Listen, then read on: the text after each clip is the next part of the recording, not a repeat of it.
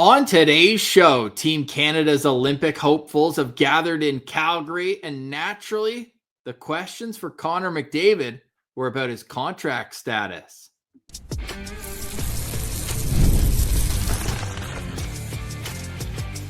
You're Locked On NHL, your daily podcast on the National Hockey League. Part of the Locked On Podcast Network, your team every day. Hello and welcome inside this Wednesday, August 27th edition of the Locked On NHL podcast. I'm Ross Levitan. You can find me 5 days a week over at Locked On Senators. With me, as always, it's a Battle of Ontario edition. I'm with Mike DiStefano from Locked On Maple Leafs. Today's episode is brought to you by FanDuel. Make every moment more. Go check out all the great odds over at FanDuel. Football season, hockey season, it's all around the corner. We're also going to get into, on today's show, what Team Canada could look like. If you missed it last Wednesday, Mikey and I discussed Team USA after their orientation camp was announced. Well, they're both going on right now, so we'll do the same for Team Canada, defending champions at the Four Nations, defending champions at the World Cup, defending champions with NHLers at the Olympics. Right. The team to beat, Mikey, Team Canada. Absolutely, as they should be. And I'm excited, man. International hockey, we got our first little taste of it at the Four Nations last year, and it was electric. Like that the opening 10 seconds of that first Canada-US game, I'm sure will live in infamy for many hockey fans who sat down to watch it. It was unbelievable, and I can't wait, man. Like the Olympics, things just get taken to a whole other level here. So it's going to be a lot of fun. I'm excited for it, and, it's going to be interesting to see over the next couple of months who kind of sets themselves apart from the rest and, books their spot on the team. It's going to be a fun little fun competition over the next couple of months. Well, we talked a lot about the snubs for Team USA. It doesn't mean those guys aren't still on the radar. So I'm curious about how the snubs for Canada and US, etc., are going to start their NHL seasons. But Connor McDavid starting his NHL season in the final year of an 8-year contract that pays him $12.5 million against the cap. That number's already been beaten by Nate McKinnon, signing more recently. Obviously, still less percent of the cap, but more money. And Connor McDavid is in no hurry, it seems, to get an extension done. Does that worry you if you're looking at it from the Oilers' perspective? I would be worried. I definitely would be worried. And I know there's some that have the belief, and you let me know if you're in this camp, that, yeah, there's a contract, that's pretty much there, and they're just going to get to training camp, sign it, and then all of a sudden, it's no longer a conversation. It's no longer a distraction. But I feel like this summer is a little different than usual. If that was the case, you would think that they would want that deal to be signed prior to this camp, knowing that question is going to be thrown out to McDavid right away. So the fact that nothing got announced earlier this week leads me to believe that there isn't a deal tucked away in the drawer, and McDavid truly is in no hurry to get this contract signed. I think there's still more that he wants to figure out on whether or not, if he thinks that this Oilers organization can build a team around him that can win. That's ultimately what he wants to do. And I'm not too sure they did a good job of proving that this summer. What'd they do? Nothing. They brought in Andrew Mangiapane, and that's about it. They didn't change. They didn't upgrade in goal. They didn't necessarily upgrade much on the blue line either. I'm not sold that McDavid is too pleased with the off season that the Oilers had. So I would definitely be worried. Every day that passes, a day closer to him becoming a free agent. So yeah, I'd be concerned if I'm an Oilers fan. But Oilers fans also saw Leon Draisaitl sign his extension on September 3rd last year that kicks in for this upcoming season. It's obviously different circumstances, different agents, but still, it's not like all hope's lost. Even close. I know, but again, last year there wasn't this Olympic summit that was going to have everyone meet. Whereas, like, if there was a deal that was already kind of, to the 5-yard line or something, you would think, okay, well, let's get it out of the way, so that when McDavid has to sit in front of a bunch of microphones on day one of orientation camp, that contract is already settled, right? Whereas Draisaitl never had to speak to any reporters last year throughout the summer until he got to camp. So getting that done, right before training camp was fine. McDavid, I don't know. Like I'm wrong. Maybe I could be wrong. Possibly something could get done, between after this and the first week or two of September before they get to camp. But for me, wouldn't you feel PR wise, if you're the Oilers and you're McDavid and you're going to get something done in the next 2 weeks anyway, have it done so that it's not a distraction and it's not a talking point going into this Olympic orientation camp. No surprise, Connor McDavid was extremely, I would say, dismissive Yeah. of the discussion in general. Doesn't seem like a guy who lets things like that bother him. Do you think there's anything to be said from a negotiation standpoint? It could be as easy as blank check, best player in the National Hockey League, as we did our list 2 weeks ago on Wednesday, our top 5 right now.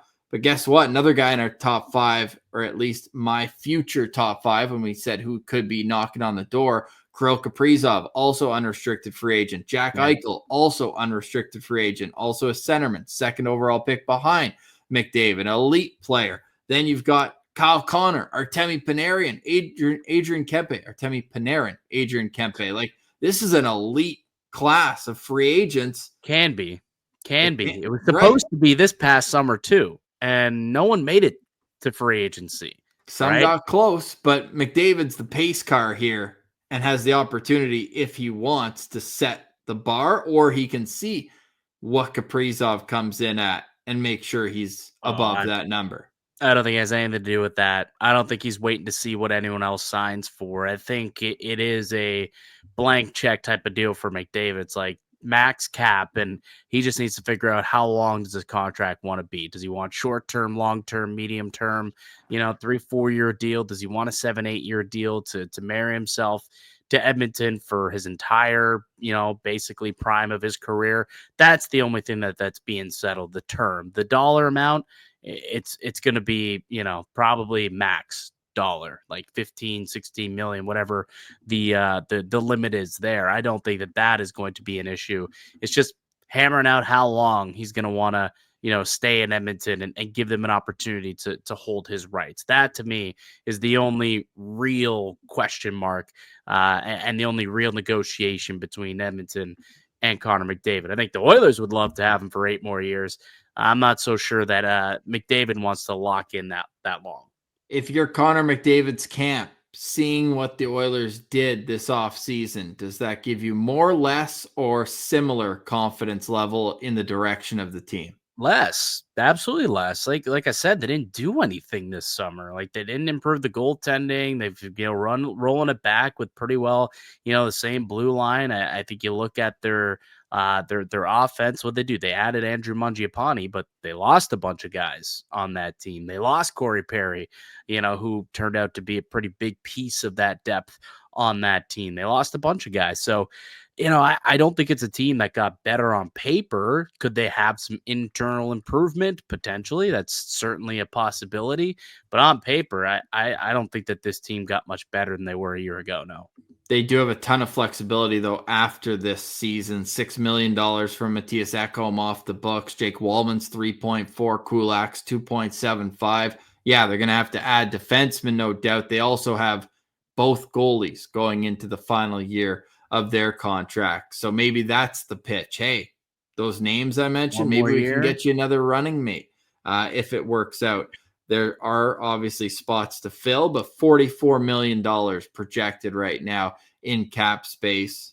How much of that will McDavid eat up, to be discussed? But Connor McDavid doesn't have to worry about a salary cap for the Olympic team. We know he'll be the number 1 center based on the 4 nations, as well as who we believe should be knocking at the door. One, how many locks are there for the Olympic team? And who's in the mix? That conversation is next. You're listening to Locked On NHL, your team every day. Today's episode is brought to you by Monarch Money. Most people can't name all their financial accounts or even what they're worth, whether it's 401ks, properties, or investments. And when you don't have the full picture, you can end up leaving money on the table. That's where Monarch Money comes in. It's an all-in-one personal finance tool that brings your entire financial life together in one clean, easy-to-use interface. It's on your laptop. It's on your phone. Monarch is built for people with busy lives. If you've put off organizing your finances, Monarch is for you. Monarch does the heavy lifting. You can link all your accounts in minutes, see clear data visuals, get smart categorizations of your spending, and finally, feel control with your finances without ever touching a spreadsheet. Don't let financial opportunities slip through the cracks. Use code LOCKEDONNHL at monarchmoney.com, just like I did. Make sure it's in your browser for half off your first year. That's 50% off your first year at monarchmoney.com with code LOCKEDONNHL. Welcome back, Locked On NHL, your team every day. Shout out to the everydayers making us your first listen each and every day. For your second listen, go check out Locked On Senators, where we have been going through the Atlantic Division and giving our top 10s at each position and trying to tier just who the favorites are in each category. Locked On Maple Leafs, they're continuing their grind, the offseason, and how things will shape up when the puck drops in a month for preseason.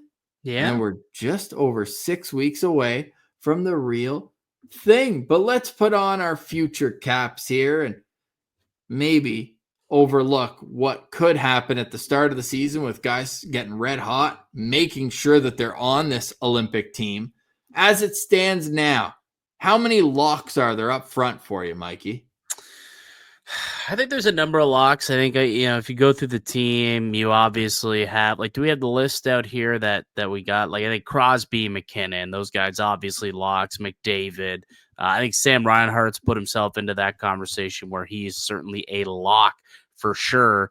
And ultimately, I think, Braden Point, yes, Brandon Hagel, Cirelli, and we got Marchand as well. I believe, we can consider a lock for this team. So 9 locks, and I believe they're bringing 14 forwards.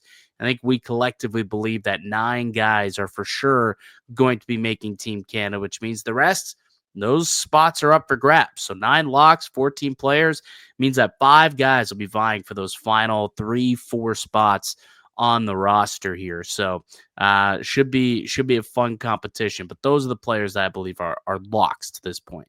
And it will be the classic 12, 6, and 2 setup, or are you able to dress extra players for Olympic Games as well? That's a good question. I don't recall if you can dress an extra guy. I don't think so. I think it's the 12, 6, and 2, where you can have 20 dressed skaters. But they will be able to obviously bring extra guys. They'll have a 13th forward or 13th. They have 14 forwards. I believe they're going to bring 14 forwards, 8 defensemen, and 3 goaltenders is the way that it's traditionally set up, at least for the Olympic rosters. So you'll have 2 reserves. So that gives you 5 other players kind of in the mix here for Team Canada outside of the locks that we mentioned a moment ago. And by the way, kind of cool that this will be the first Olympic Games played on an NHL ice surface. The dimensions are going to be NHL. So that's why I also have Mark Stone as a lock. That's where we differ. Why is Mark Stone, who was top line at the Four Nations, why is he not a lock for you? I think that they might want to bring a little bit more of the youth movement, for Mark Stone. I think injuries play a big role into it. He's been hurt a lot recently. He's 33, going to be 34. I just think that there's other players that the Canadian Olympic camp may prefer to bring over Mark Stone. I think his best hockey's behind him ultimately, and might get off to a slow start. We'll see. But perhaps, he's in the mix for sure. I just don't think he's a lock. There's you can't tell me that there's you put a mortgage payment on Mark Stone being on the team, would you? I think I would. Wow. What I love about Mark Stone is he can play and make your best players even more effective with the way he hounds pucks and turns pucks over in the offensive zone, especially. But you could also see him as a 4th line checking winger as well. Yeah. I just think he brings versatility that this team's going to need. Yeah, I think there's a lot of guys though, like here that are at the orientation camp that can do a lot of the similar qualities. And Mark Stone, I mean, 2, 3, 4, 5 years ago, sure was the best, defensive forward in the game, or right up there with Bergeron for years. But I think there's some other guys who kind of have come up and can kind of take on those type of responsibilities that'll also be in the mix that I think will get an opportunity here with Team Canada. Yeah, it's going to be interesting to see. We've got on our lines, we've got Connor McDavid between Braden Point and Mitch Marner. Then we're going to keep together a line from the Four Nations. That parts of it, starting the final game, was Nathan McKinnon with Sidney Crosby and Cole Reinhardt. Cole Reinhardt. I'm thinking of the. Wow. It's funny. He signed a one-way contract with Vegas. Marner and Stone on the right side, also Vegas Golden Knights. That is Sam Reinhart. You might remember he scored 4 goals in the cup clinching game this year. Then like Cirelli and Hagel, I could see arguments why they wouldn't be locks. Maybe more so with Cirelli than with Hagel. But John Cooper's the head coach. Those are his guys. He won with them at Four Nations. They're on the team, no doubt. So we've got those guys as locks, but we also have Nick Suzuki and Robert Thomas as the leaders to get those 2 spots up front. If Stone is going to be on this team, then it's a great problem to have, but it's also a tough one. There's some players that are in the mix that would easily be top line players for other countries. Like the fact that Mark Scheifele, Zach Hyman, Seth Jarvis, who had a nice little role at the Four Nations as well. Yeah. Those guys are all options. The Conn Smythe winner, Sam Bennett, we have in the mix for this team. And then if they do decide that the youth movement's the way they want to go, maybe for the 14th forward, a guy who they want to get in the mix as an Olympian, maybe he doesn't play. If you want to go with Macklin Celebrini or Connor Bedard, the first overall picks from 2023, 2024, they've got options to do that too. Yep. Yeah, absolutely. There's going to be a lot of good competition. I mean, Canada, their forward group is where the most depth is at. Obviously, we'll get to the defense and the goaltending in a moment, but this is where the tough decisions lie for Doug Armstrong and company here when it comes to putting together this team for the Olympics. It's going to be the forward depth, and whether it's Suzuki, Stone, Thomas, Sam Bennett, Bedard, Scheifele. I think Zach Hyman, who last year at this time, I think a lot of people penciled in onto Team Canada, got off to a slow start, and then did not ultimately make the team, and then went on to have a pretty good end of season run. He's a guy who definitely could be in the mix and be a guy to kind of just slide in beside Connor McDavid, a la a Chris Kunitz type of addition, right? So I think there's a lot of guys, a lot of forwards in the mix. Going to be a really tough battle the first couple of months of the year for that to happen. Can't wait for the puck to drop in Milan, Italy for the Olympic Games. What's the decor? How are the goaltending situations going to shake out? We'll have those conversations next. You're listening to Locked On NHL, your team every day. The NFL season is almost here, and FanDuel is making sure you're ready for kickoff with a can't-miss offer. Right now, new customers can bet just $5, and if your bet wins, you'll get $300 in bonus bets to use across the app. It makes every game more exciting, whether you're watching your team or just keeping an eye on your fantasy lineup. It's quick, it's easy, and it's the best way to add a little bit more energy into your Sundays. So are you ready to play? Download the FanDuel app now by visiting FanDuel.com to get started. That's FanDuel.com to place your first $5 bet.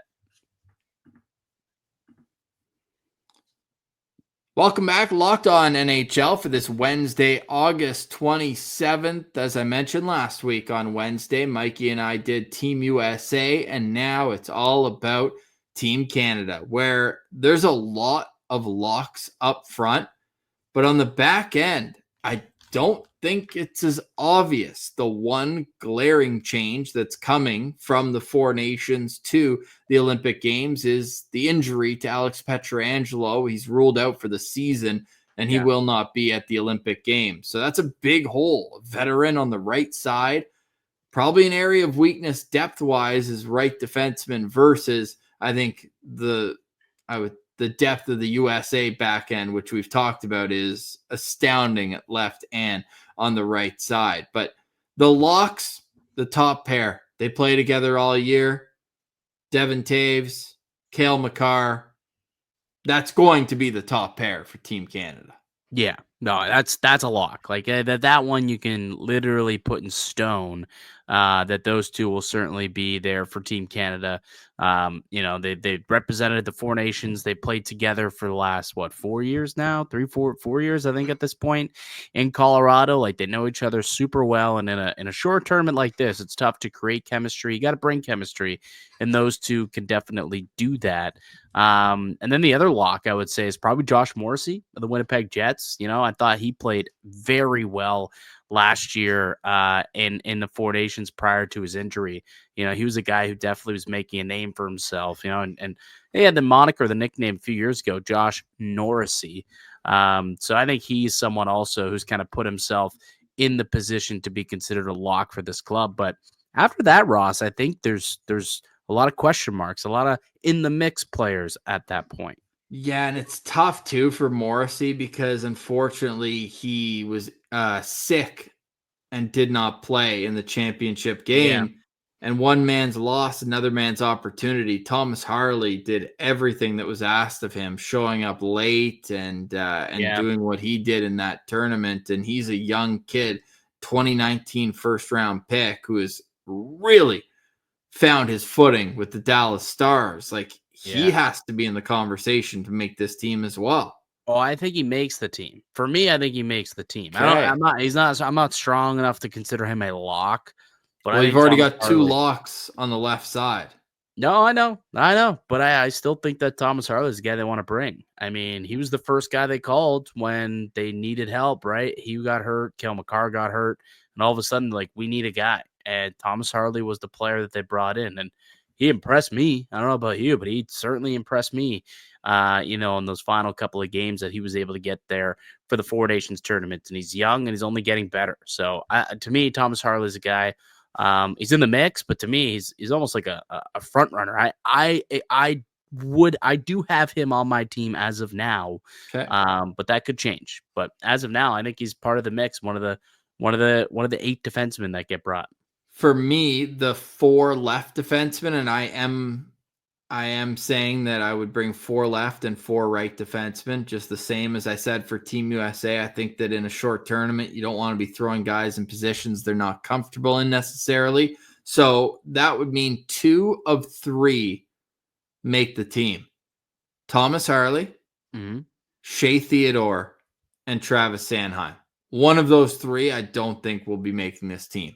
Yeah, Sanheim for me is the guy who doesn't over. Okay. If I had to pick 2 of 3, it's easy decision, Theodore and Harley over Sanheim.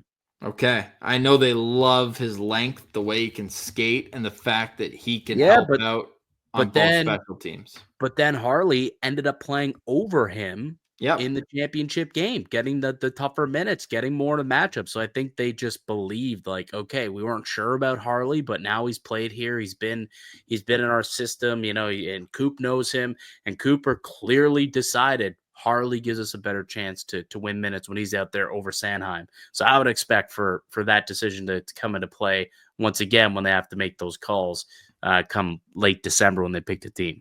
On the right side, Cale Makar is obviously going to be among the tournament leaders in ice time, which is why I think having a smooth skating defensive defenseman is going to be critical. So I'm keeping the pair together that we saw at the Four Nations, Josh Morrissey with Colton Parayko. Yeah, and I also think you look at Parayko, he is a guy who is, St. Louis Blues, Doug Armstrong, the GM of the Blues, the GM of Canada. He kind of has an inkling to keep certain guys, which is why we also had, Robert Thomas making the team. And I think that Jordan Binnington is a guy who's going to make the team. We'll get to the goalies in a second. But I think that, again, Parayko, they wanted someone who's got size and is tough to play against in front of the net. Parayko, he does that, right? He's that type of guy. So I think it's likely he makes the squad. I don't see him as a lock, but I do think that he is one of the front runners for sure to make this team. Then who fills in the Pietrangelo spot? Drew Doughty was on the team at the Four Nations, played well. I think it'd be Doughty. For me, it'd be Doughty for me. So you're willing to give Doughty the job, albeit not a lock, but you're saying the Mark Stone maybe not because his best years are behind him. Yeah, but Doughty, I mean, he looked incredible at the Four Nations, and I think it's just different on the back end. There's not as much competition as there is at the Four group. Okay.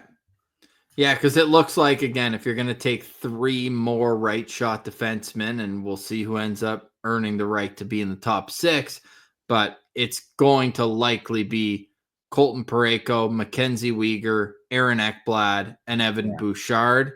You got to cut one. I would have Bouchard in the mix there too. Yeah. I think, if I had to pick power rank my 4, it'd be Makar, Parayko, Doughty, Bouchard, I think would be my 4 righties. So who's killing penalties beyond Parayko? Is it going to be Makar? You're just going to have him out all situations, I'd gather?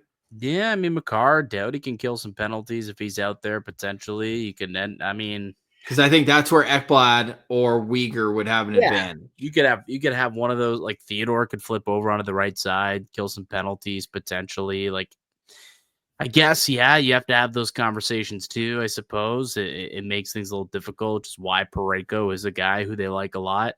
But I don't know. I feel like there was times this year where you're looking at Evan Bouchard and you're like, man, this guy's one of the best D-men in the league.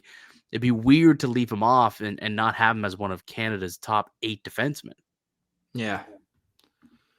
I'm so curious to see how they view Makar. Like, are they going to try to get him into all offensive circumstances, or is he there?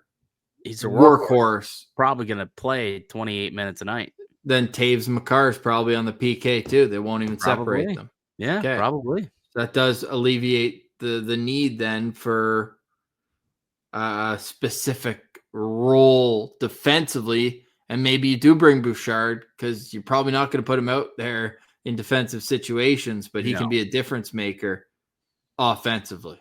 Yeah, and if Makar goes down, which, knock on wood, doesn't happen, but you replace Bouchard, with Makar, you still have your, PP1 threat at the point. Yeah. Although I heard Marner can play back there. Yeah, he's shown the ability to somewhat do that. Somewhat. Yeah. In goal, we've got Jordan Binnington as the only lock. Yeah. But the 3 goalies that went to Four Nations went to orientation camp. So are they set already? So it's interesting. I was hosting Overdrive last week, a couple of days, and we had Doug Armstrong on the show, and we asked him about the goalie situation. And, the same 3 goaltenders who were at the Four Nations are the only 3 that you brought to the orientation camp. And basically came out and he said, yeah, that's all we brought, but that's not who we spoke to. Like, there's 5 or 6 goalies that they're apparently considering and looking at. And I still don't know why he didn't bring them to camp then, but that's neither here nor there. But, from the horse's mouth himself, he believes that there are 5 or 6 guys who are in the mix. And I would imagine, Binnington's locked and loaded. He's your starter. He proved that he can play in the big moment last year and also previously, winning a Stanley Cup with the St. Louis Blues.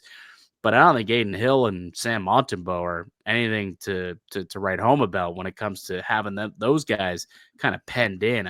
Absolutely not. I think that Darcy Kemper, I think that Logan Thompson, if he could stay healthy, I think a lot of people expected him to make the team last year and surprisingly didn't.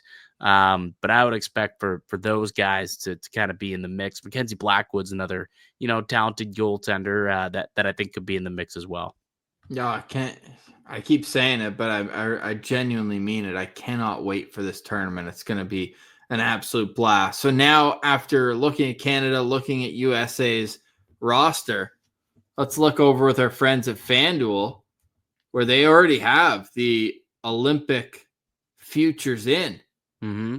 Who do you think is the favorite for the Olympics?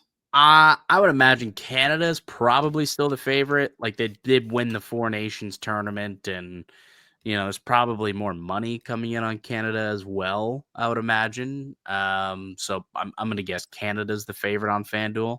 Plus 150 for Canada, plus 200 for USA. Okay, so it's rather close. You're still getting plus Big money. gap after.